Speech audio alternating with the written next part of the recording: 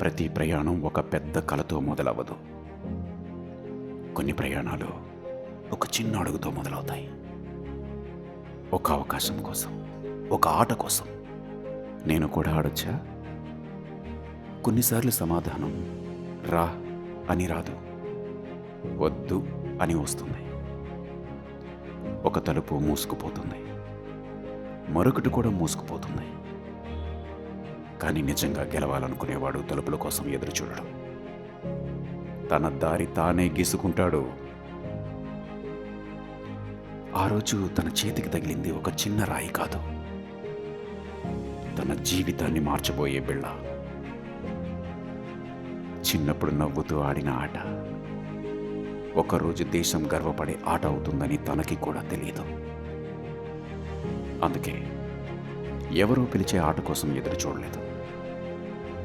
తన ఆటని తానే మొదలుపెట్టాడు. అడుగు పడింది, కాలు జారింది, దెబ్బ తగిలింది. కానీ కల మాత్రం కదల్లేదు.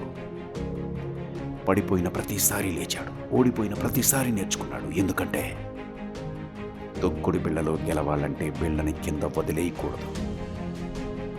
జీవితంలో గెలవాలంటే కలని వదిలేయకూడదు. మొదట నవ్విన వాళ్లే ఆగి చూశారు.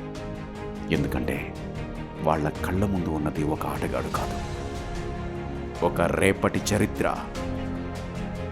కొన్ని ఫోటోలు గుర్తుల కోసం తీసుకుంటారు, కొన్ని ఫోటోలు ఆ రోజు అతన్ని మేము చూసాం అని చెప్పుకోవడానికి తీసుకుంటారు. ఒకప్పుడు ఆడుకోవడానికి చోటు అడిగిన అబ్బాయి ఇప్పుడు దేశం కోసం ఆడటానికి బయలుదేరుతున్నాడు. ఎందుకంటే తొక్కేసిన బిళ్ళ కూడా సరిగ్గా పట్టుకుంటే ఒకరోజు ప్రపంచాన్ని గెలిపిస్తుంది. తొక్కేసిన తొక్కుడు బిళ్ళ ఒక ఆట కాదు, ఒక అడుగు భారతదేశం నుంచి ఒలింపిక్స్ వైపు.